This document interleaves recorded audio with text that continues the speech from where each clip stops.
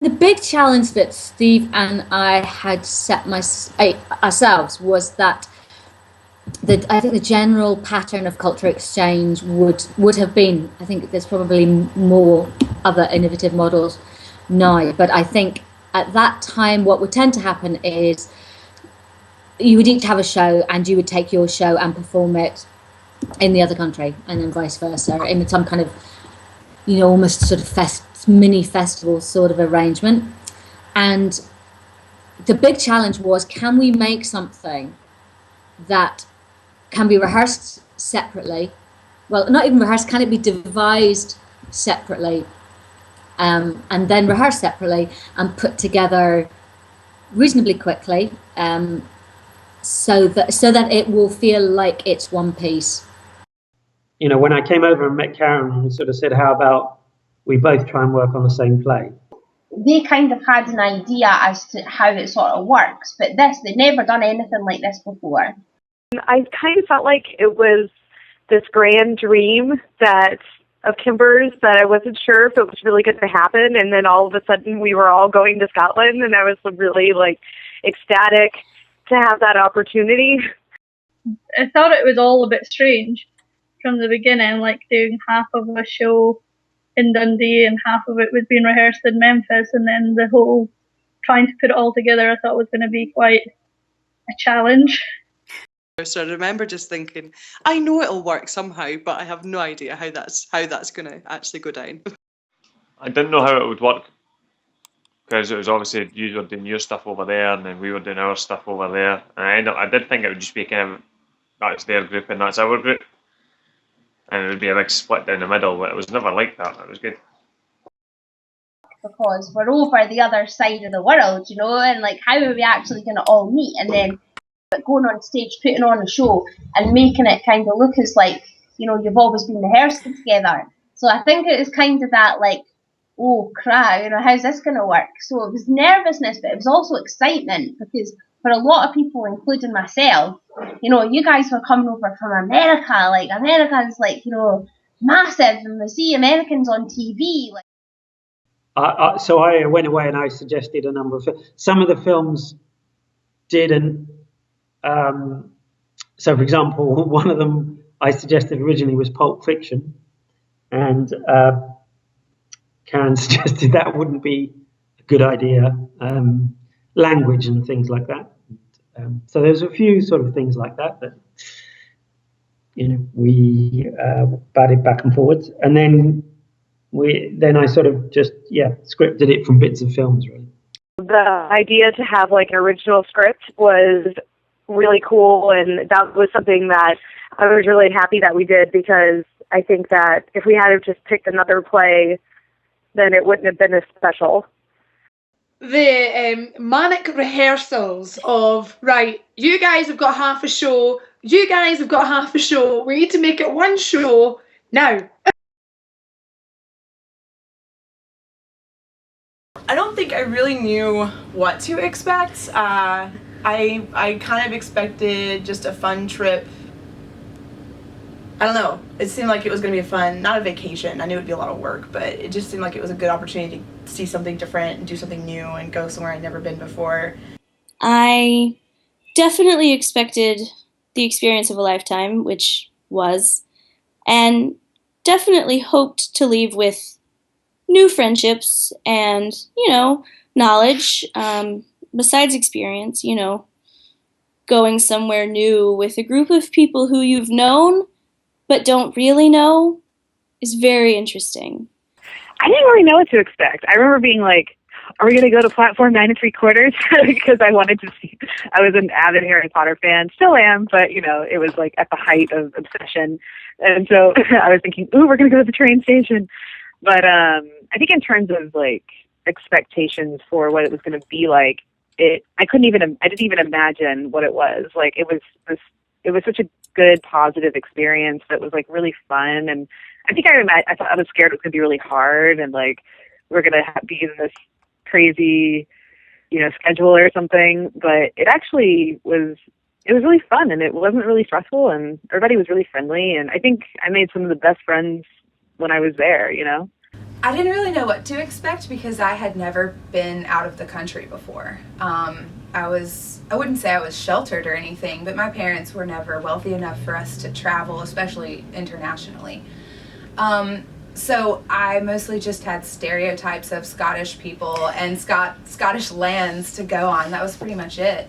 I didn't expect there to be such a welcoming atmosphere at like a sister theater there. And I was one of the youngest people that went on the trip.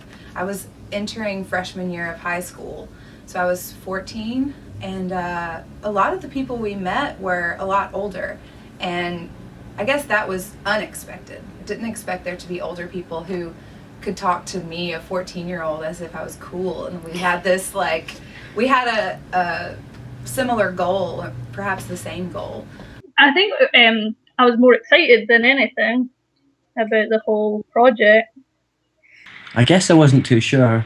I do remember thinking, like, preempting that we were going to go to nightclubs and things like that, and then someone told me that the age limit is completely different in America. So, no, I wasn't too sure, to be honest. I was like, I expected it to be fun. I knew it was going to be fun.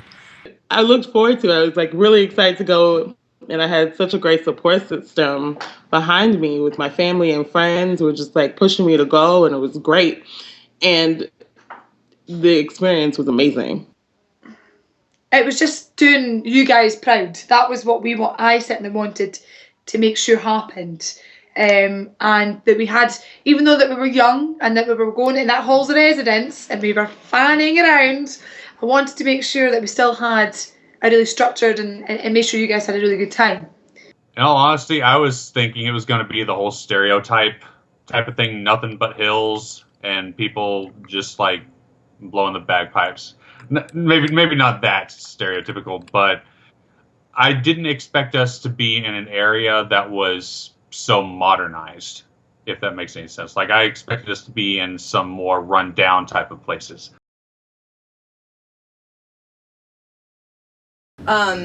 It was the time of my life. It's still to this day one of the most treasured memories I have of my teenage years. At the time I was a very socially awkward girl and didn't have a lot of friends, and so TNT in Scotland was a really cool opportunity to really bond with a really, really great group of people. And we did work our butts off. We worked really, really hard. I've probably never worked that hard on a show in my life, because I've not done any really theater since then and never really done anything professionally. But we worked our butts off.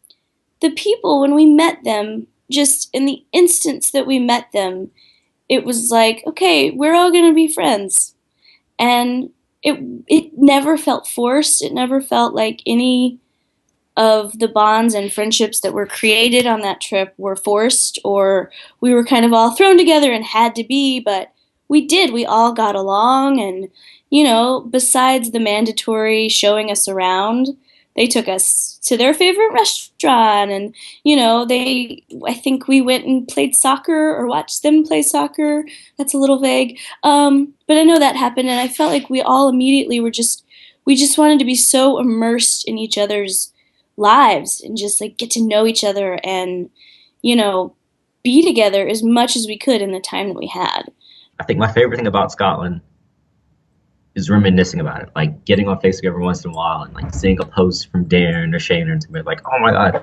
I think that's like the thing that stands out the most, because once I see that, it makes me just, I feel like for every person that I see, I have a memory about them or something that they did while they were in Scotland. But the big hope of the whole thing was that, somehow people did come together and make one cast. And I couldn't tell you when that happened, but there was a glorious feeling of that having happened. And certainly by the time it went over to Memphis, inevitably, when things have been rehearsed at a distance and you've got a week or less than a week to bring that together, there were plenty of things that didn't actually come together, that didn't actually fit quite, and having to make them fit. I mean, what I remember as the unbelievable joys of it were probably more around, I've got a very hazy memory of of you all being in Scotland, but I've got a very clear memory of the experience of taking everybody to Memphis. You guys just brought a different dynamic to the Rep Theatre, because having guests or visitors there, you kind of want to do yourselves proud and justice, and I think it just felt good. It felt vibrant. If the place felt alive, and even though we were all young and throwing ourselves around and hanging about for a long time, it was just brilliant, and taking you out to different places as well. I think the city just felt very cultured for that sense of time. I remember the first night that we were in our dorms, and I was sleeping, and I heard the strangest noise, and we couldn't figure out what this noise was. I went down the hall and woke up some of the other people in the dorm and was like, what is going on? What is this crazy noise? And it was the seagulls. It was like watching a show in itself when you guys met properly. The mix of accents, all these energies, the translators who could kind of explain what the odd words were. I don't know. It was fun. That's the key word, isn't it? Fun. No, and I just remember we were so excited for you guys to get there, because we'd made those gift bag things with and had done them on such a budget. I think we had £1.50 per person. So, and I'd been kind of in charge of them, so it'd been try phone up all the touristy places and blag stuff to and we're just just really excited to meet y'all. It was great. I mean, getting to work with the Scottish actors was definitely a treat. It was my first time out of the country, and I remember the taste of the food, and remembering that was awesome, and how clean and beautiful it was. And their accents, of course, were awesome. And I just remember being so just floored with it all. One of the coolest parts of our experience was being able to travel and go to a couple of different theaters within Scotland and see a couple of different cities instead of just being at the theatre the whole time. It was brilliant to work on stage, the way we done it with we rehearsed half of it and then you rehearsed half of it. We put it together. That's quite an experience, that one. It was brilliant. It was amazing. It was the best time. It was absolutely fantastic. Exciting. It was just really, really different and new, and we were rehearsing with our group for a long time for the show, and we'd spent a long time together. So as soon as you guys came, it was okay, so we kind of know what we're doing, and then you guys came, and it just felt as though it was one show, and it was brilliant, really, really good. You wouldn't know from the outside if you were just to kind of watch it. You never knew that we'd been doing it separately and we'd never known each other a week before. It was good to mix with people from across on the other side of the world, basically. So yeah, it was really exciting for us. I remember seeing a Tennessee fried chicken, which I didn't know existed. Very freeing and just sort of we're a family for now, and that's what happens in theater. But this one was different. This was a very different family that we generated very quickly. Oh, in the Grease scene, what's that character's name? Danny's BFFE. Kaneki? What, not Kaneki? C-3PO was a lot of fun just because the voice and moving around and the costume when I was just a big golden crayon was fun to wear and everything. But I think I'm going to have to go with Grease when we swapped roles. Because in that scene, everybody really just let loose. I feel like there was a lot of improv that just normally happened on stage with some of those, but I think everybody had a lot of fun with that scene, and I know I did. Oh yeah, I can't remember which ones I was part of or not. I think one of my favorites was the E.T. reenactment, just because I love E.T. so much as a movie. It's tricky. I just loved how it fitted together. I know when we were devising it, we had a huge amount of fun devising the Brave part scene. We did the whole evening where I went into role and ran a ridiculous Highland Games, and they completely went with me, and that was, in terms of devising, that was my favourite moment. I think what was really interesting was there was this almost unconscious sort of synergetic process whereby actually I think what the show was about was really mirroring the process that was happening with the young people who are involved. And I think if you work closely and with integrity with a group on something that's devised, necessarily that happens, and it's shaped by who those people are. And I loved that something really extraordinary was happening through something really ordinary, which was, thematically what the piece was about, and about being at that age where I've done sort of other stuff around, but with other age groups. With my company, I did a show called The School Underneath, and there's lots of stuff about that I think kids and young people have at different stages of their life about being ordinary and being extraordinary. Mine was the Braveheart scene, purely because me and Peter were the lords, and we had our little coconut shells for horses. And me and him had just been left to do what we wanted with that scene, and we were just told to make it as camp as possible. And because we'd been friends since I was 13, we just and we'd acted and performed together so often, we just bounced off each other. And it was the number of times, and both of us are used to comedy acting as well, so we're both quite good at not corpsing. But that scene just had us so many times in fits of giggles, just beside ourselves. So that was out of all the things that I've acted in, I think that's one of the most fun scenes. Just because you know what it's like when you're acting with somebody that just gets it. I'd have to say the Obi-Wan, the Star Wars scene, just because that's where I had most of the lines, and it was obviously a role that I knew very well beforehand. I think my favorite part of the show would have to be Grease. Summer Lovin'. That was definitely my favorite. It was really fun. I mean, it was such a Kimber show. I felt like it was very original, and we all had our little parts to play, but it was actually a really good storyline. But that, yeah, definitely when we were all on stage together, dancing, jamming out was definitely my favorite part. I think to be in, it's always going to be Braveheart, because I got the starring role and all that sort of thing.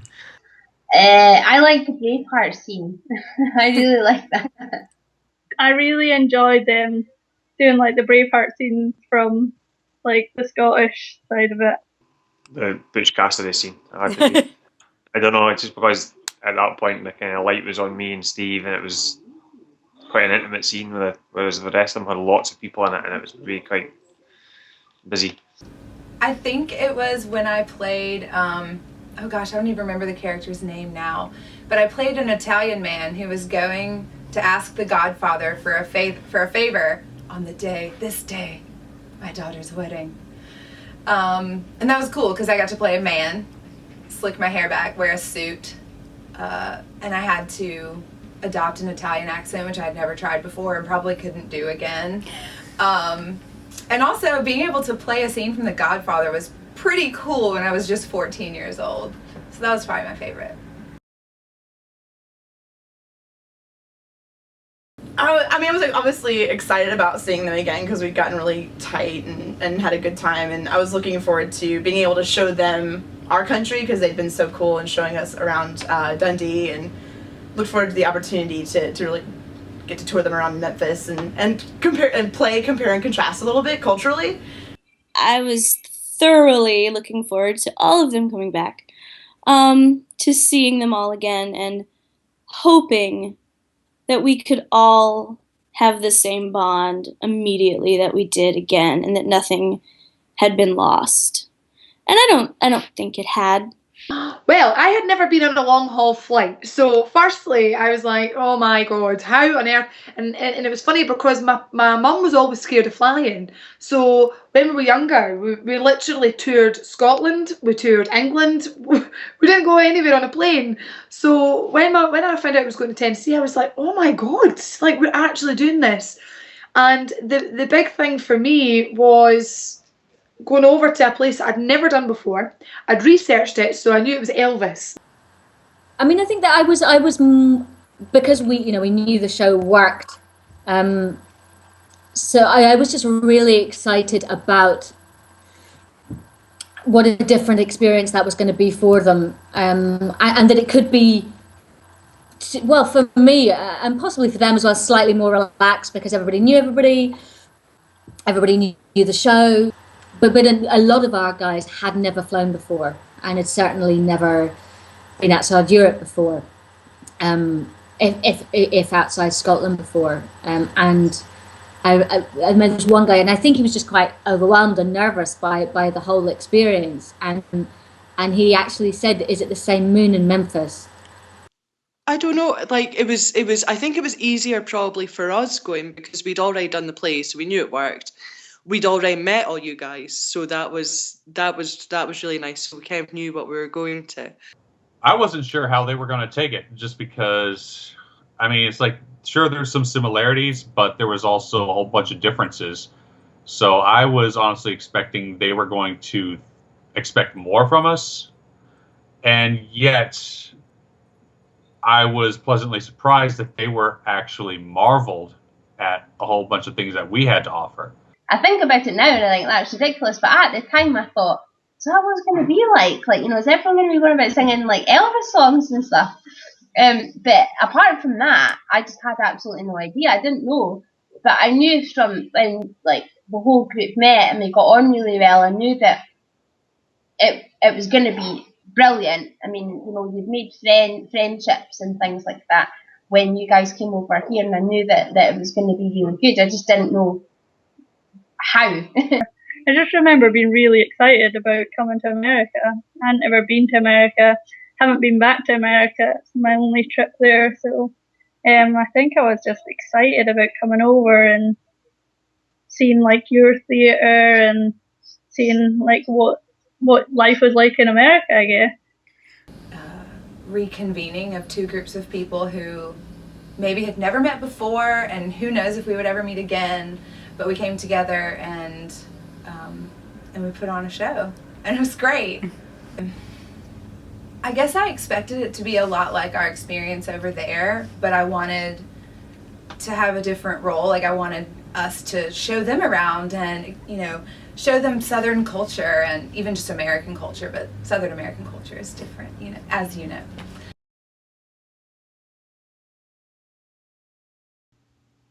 It was not only such an amazing experience for them, to an extent they knew that it was an extraordinary experience while they were having it, and that's a great thing in life. I think that you often do things and then think back, that was amazing, but you very rarely do something and think this is amazing while you're doing it. I came home from that thinking, nah, people really do have a heart and soul, and I think that's what I got from Tennessee as well, from Memphis, was that care and just happiness that, I know it's not everyone, and I know it's not all the time, because working for a motivational training company, we have bad days, but it's like, it just always will be in me, whether it's when I put my beehive or when I'm in a big dress. It's lovely, yeah. But it could have gone another way. There was never that sense of we need to see, who's the best. There's never any of that at all. And so I think by the time, it was a very different experience, I think, coming to Memphis. I think, as I say, what I was really excited about was that I knew they would have that our group would have an experience that was completely, for many of them, well, for all of them, but for many of them extremely so, very, very different from anything. It could be the most extraordinary thing that they'd experienced in their life so far. Everyone, when I was saying that I'm going away to Memphis, was like, oh man, Elvis this, Elvis that. I went, Elvis isn't the be all and end all. Memphis is BB King, you know, come on, Christ. So I was excited on that front because I love my music and I don't particularly like Elvis, so I wanted to see what the real Memphis was like. And I got to go to the baseball, drink beer, eat chicken. Come on, you know. Everybody was so friendly. That's what I remember. I just remember driving through the city and so many like churches and shops had those display boards outside saying "Welcome Dundee Rep Senior Youth Theatre," and it was just like everybody knows we're here. Yeah, no, it was very different. It was because obviously the religion's a lot higher and stuff. When we went to the churches and things, that was very different for us, I thought. Just everything really, like the food was completely different, but amazing. I loved the big breakfast and everything. That was crazy. And then for me and Steve, when we stayed to read and stuff, we got a kind of almost a celebrity sort of feeling because they've got us the papers and all that sort of thing. So it was quite an experience. Yeah, it was quite an uplifting experience, I would say. Yeah, it was good. It's something that I'll never, honestly, never ever forget. Never. It's such a, I don't know if you can describe it. It was, such a different thing to do, especially for someone, that's so young to get the opportunity to do that. I just like the people. I mean, I've been back. I remember there being loads of food, and it was exciting to see the other theatre and stuff. And then I obviously remember all the touristy things that we did in Memphis. Actually, no, I know what the biggest memory is. Meeting the mayor and getting the key to the city. Like, this is where we live. This is how we do stuff. This is what our ketchup tastes like at McDonald's, you know? I come from a family that is always pretty, culturally accepting and pretty open-minded, but you've never, until you're immersed in a new culture, you don't really understand what it's like. And so I got this new appreciation of international culture and the challenges of international travel. And really just how to, it really improved my social skills of learning how to just talk to new people and people that are from completely different situations than you. But you can still have a common core and a common things you can bond over and things you can connect over. It was a big, I guess, not coming of age, but big thing. Like, wow, you can actually get around to see you've ever been in by yourself. People actually care about you. But it was really, really positive. And when you look back at that achievement of doing a show and in 2 different countries, coming together and experiencing different cultures, it opens your eyes, it broadens horizons, it increases your aspirations. Like when I moved to work with Disney in Florida and do the cruise ships, I kind of thought, well, yes, it's outside my comfort zone, but I thought, well, I've been to America before. And they're wonderful people. That was already in there, and I do think that experience allowed me to continue to have fun over there. And I think that it's hugely important. And I don't know anyone else that's done anything like it. I do not know one person. Just being away from home and doing something with, people who are my friends, who aren't my family. I'm not related to anyone there, and just it gave me a sense of independence in a way. Even though I was really young, but it kind of helped me, I think, to mature at a younger age. And also, I think just working with people from a different country with different kind of, even though we're both from Western cultures, but things are a little different in Scotland than they are in Tennessee, obviously. And having 2 groups of people from just completely different parts of the world come together and do a play was so cool. The weird sort of synergy between the show and the experience, that I think both groups saw what they felt as their own ordinary lives through the eyes of people from a different country who found their lives exciting and extraordinary. When people do a show together, there's always kind of quite special bonds formed. But I think there's something really unique about the bonds that were formed from people from the other side of the world.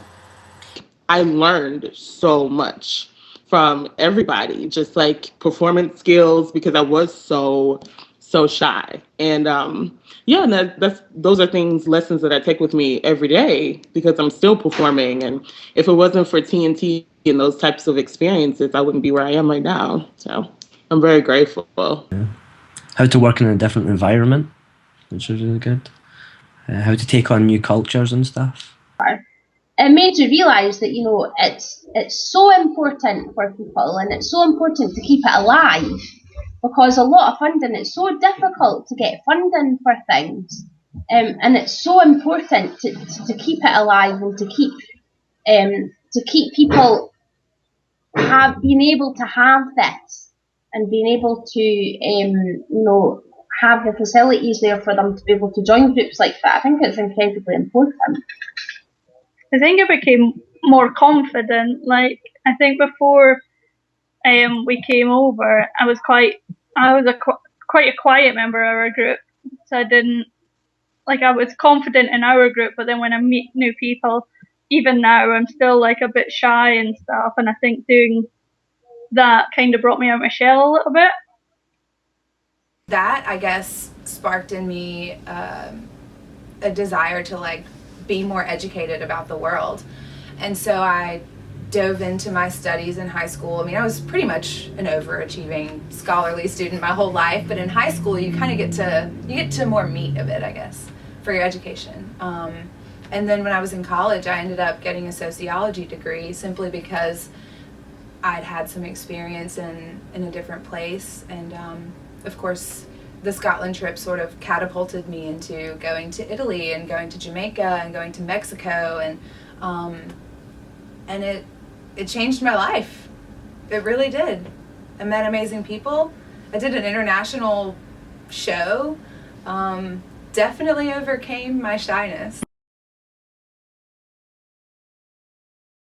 Do you remember me getting on the wrong train with Christina too?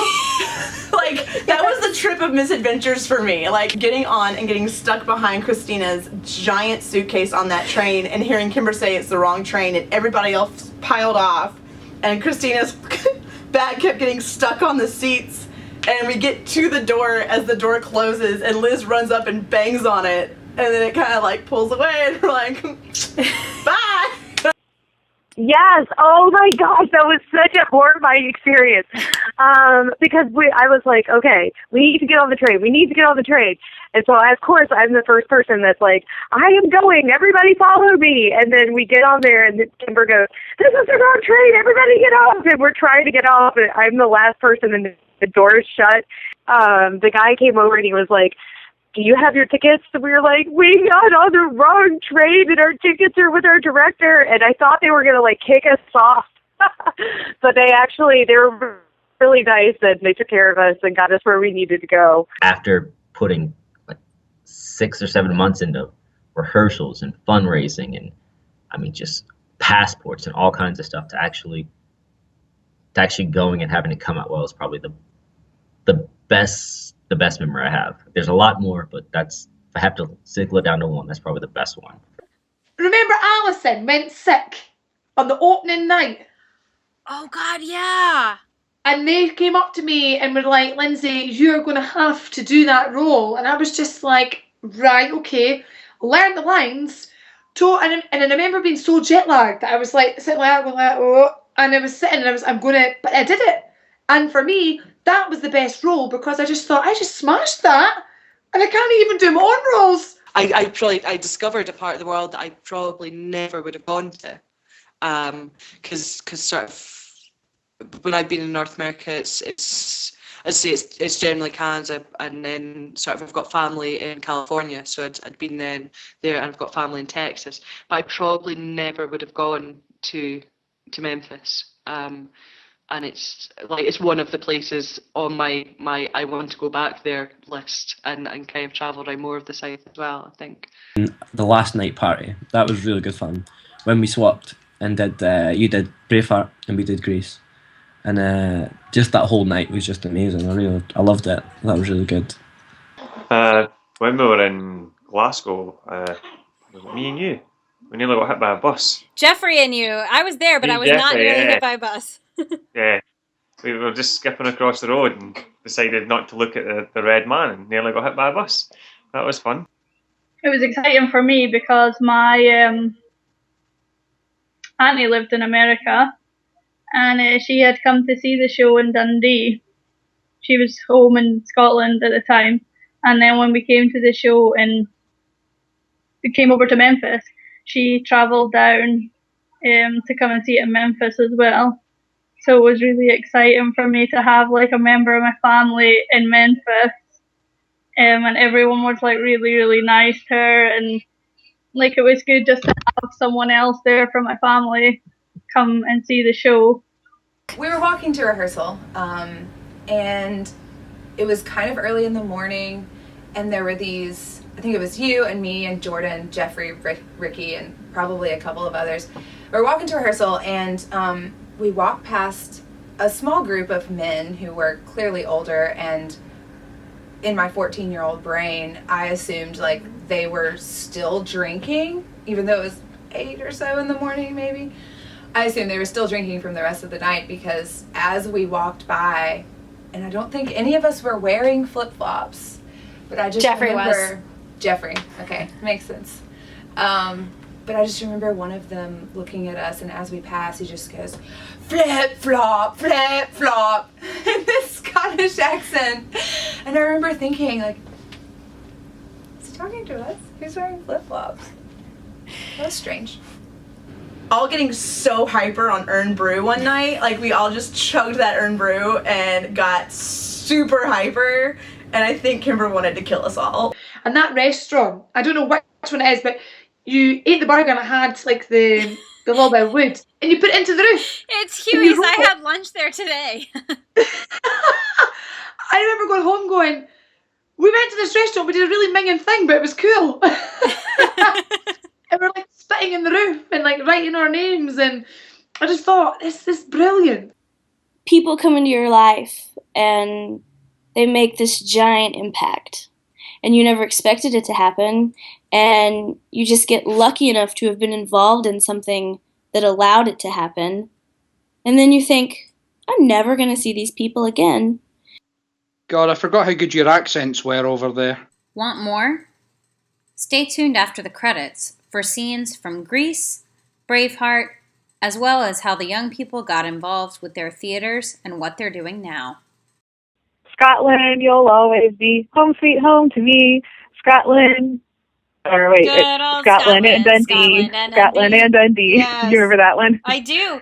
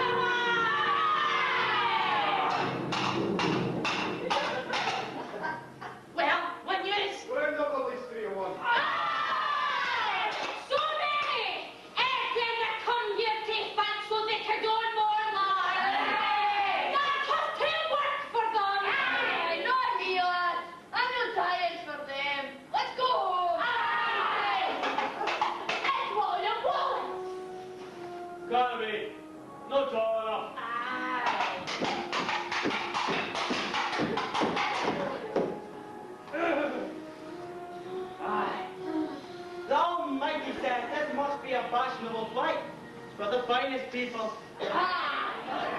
Where is thy select? For presenting yourself on this battlefield, I give you thanks. This is our army. To join it, you give homage. I give homage to Scotland.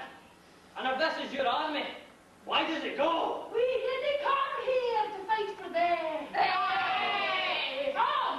The English are too many. Sons of Scotland. I'm William Wallace.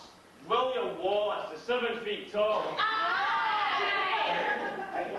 I've heard he kills men by the hundred. And if he were here, he would consume the English with fireballs from his eyes and bolts of lightning from his spur.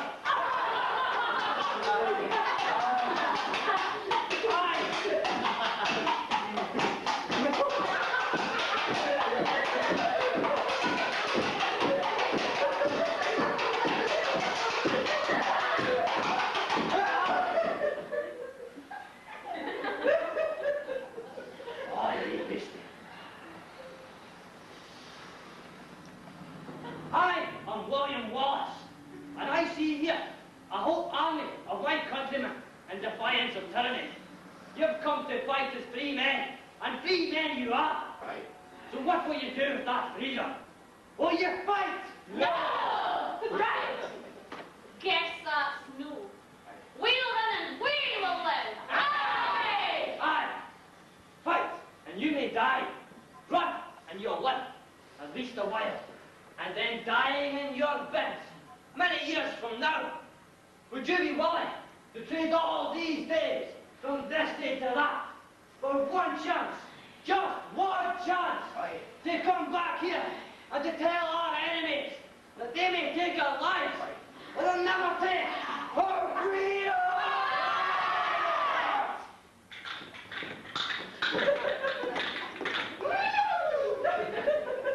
They seem quite optimistic to me. Maybe they do want to fight. Confrontation might be a foregone conclusion, my lord. Nonetheless, I think we should deliver the king's terms. The king's terms? They'll never live up to them. My lord, I think. Very well. Deliver them the terms.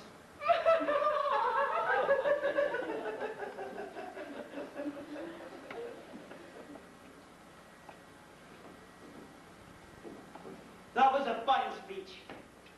Now what we're going to do, you just be yourself.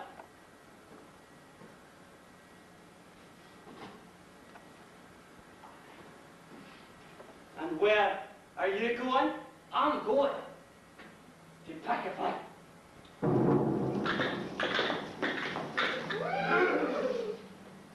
Here are the king's terms. Lead this army off-field, and you will each be given estates in Yorkshire, including hereditary titles. From which you will pay him an annual duty. I have an offer for you.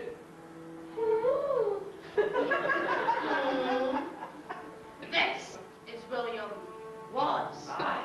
From which you will pay him an annual duty. I said I have an offer for you. You suspect Banner's dress. From his king. Absolutely. Here are Scotland's terms.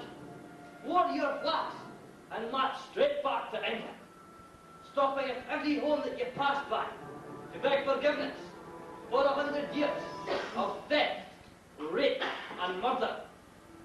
Do that and your men shall live. Do it not and every one of you will die today. Ha! You are outmatched. Ha! You know heavy cavalry. Ha! In 2 centuries, no army has... No! Finished! Before we let you leave here today, your commander must cross that field, present himself before this army, put his head between his legs, and kiss his own.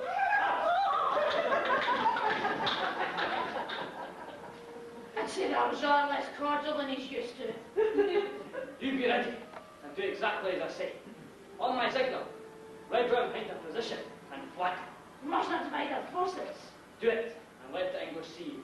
They'll think we run away. Aye. Take out their archers I'll meet you in the middle.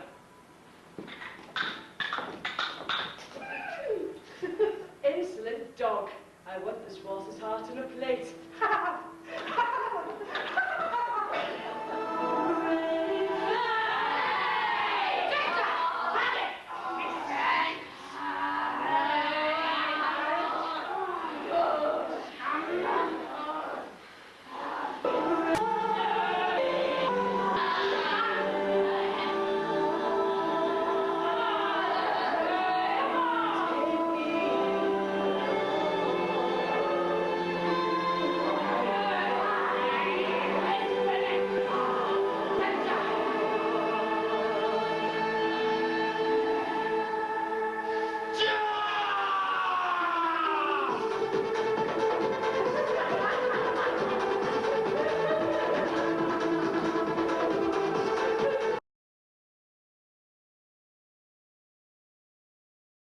Well, I went to the Playhouse Conservatory camp for several years, off and on, through junior high and high school, and was told about TNT through Kimber, and decided to audition, and that's how I joined.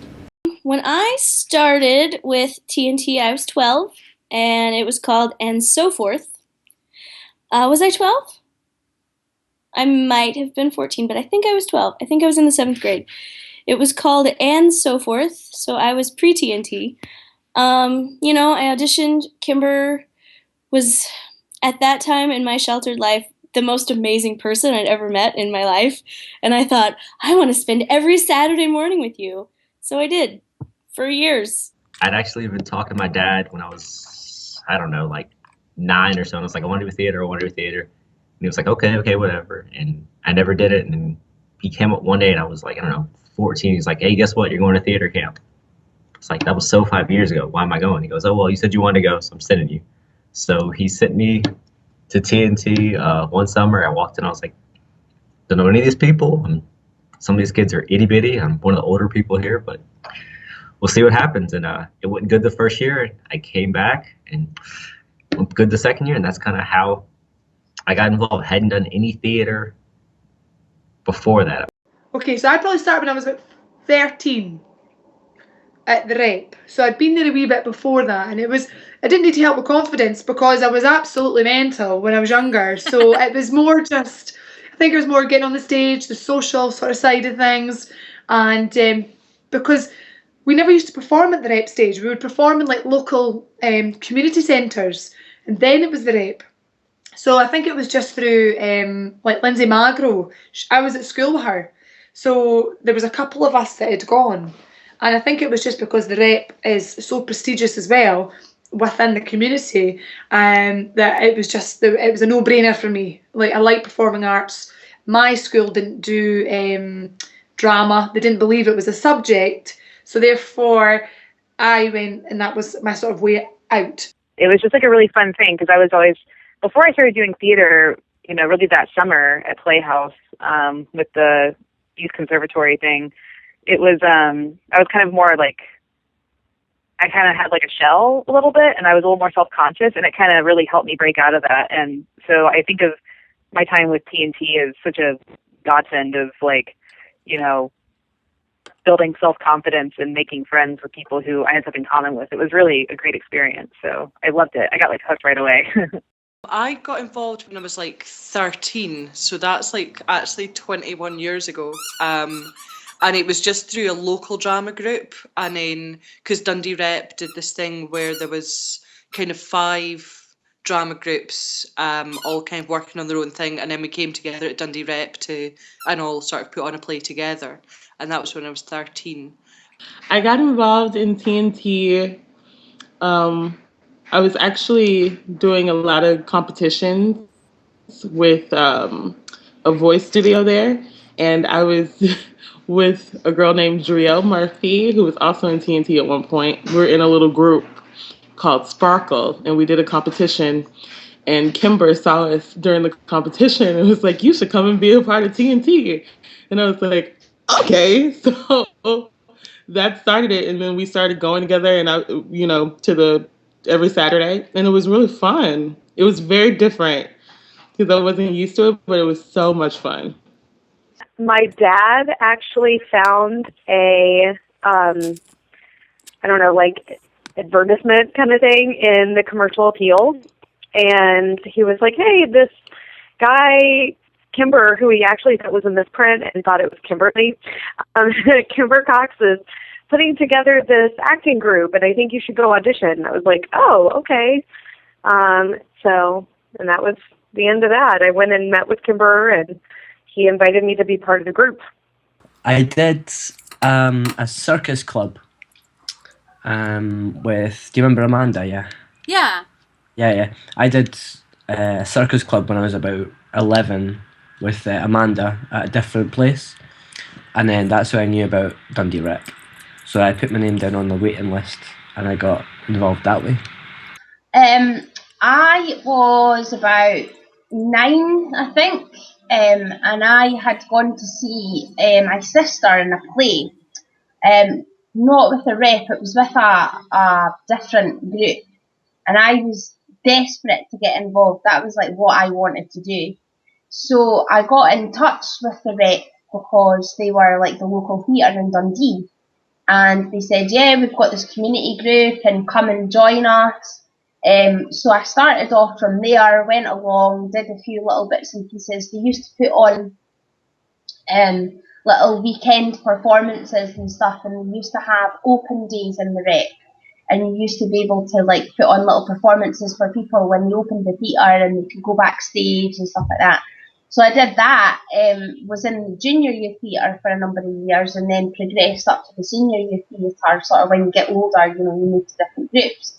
And that's really how it happened, and it was brilliant. I used to go every Thursday night, and it was one of the best memories of like my childhood. It was absolutely brilliant. Met really nice people, did loads of really cool stuff, and it was great. It was really good. Initially, I think one of my friends was a member of the group, and I decided just to tag along with her one day, and then she left and I stayed. Well, my older brother, whose name is Sam Jacobs, he was the precursor to my being introduced to theater. He was definitely a theater kid, starting probably when he was 10, which would have been when I was about 8. And growing up, I was really, really shy. Like, when I was a kid, I would hide behind my mom's legs if she tried to introduce me to people. I was very timid. And then I saw my brother doing these plays and stuff, and as, as a couple of years went by, I thought, well, maybe I could try that, but I was still kind of really scared. And so TNT was like a huge group thing where I didn't have to do anything by myself that was terribly scary, because it was like a cohort, and everybody had their little parts, but it wasn't singularly focused on one person, which is what I was afraid of as a 10-year-old who had previously been very, very shy. I work in fisheries now, so I live in New Orleans now and work on Gulf of Mexico fisheries. Currently, I'm a bartender at the Public Theater. I'm also an actor when I can act, and I'm a writer when I can't act. And when I can't do both, I write something so that I can act in it. I'm Director of Arts for the Middle East, North Africa for British Council. I now work for a motivational training company in Scotland. So I work all over Scotland, and it's brilliant. It's a group of 12 people who are all slightly eccentric, so it's good.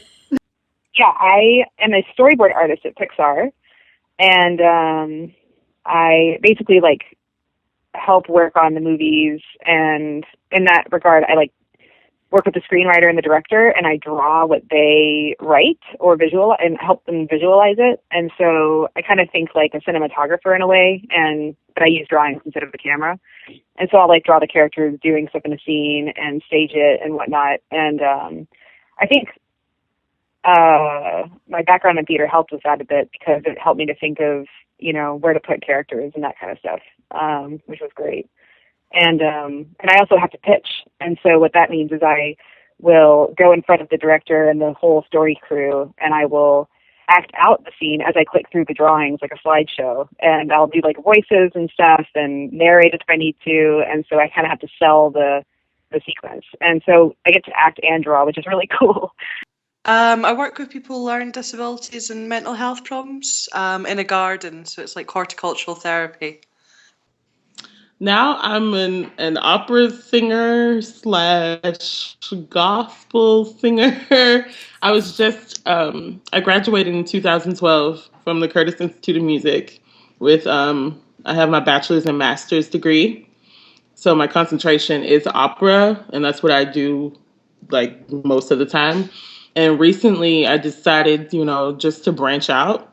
And because I grew up in church and gospel music has always been a huge part of my life, I decided to go back to my roots. So I joined a gospel group, and that's where I was. I was with them in Japan and Germany for 3 months. I am a teacher. I teach Montessori 3, 4, 5, and 6-year-olds. I work for a company that goes into schools, like for, I don't know what you call it over there, it's primary schools, and I do pantomimes and classic literature plays. I have just finished 2 years of teaching in a very high needs school district in rural Mississippi. I finished my master's degree concurrently with that, and now I am the program coordinator for the master's program that I just graduated from last year.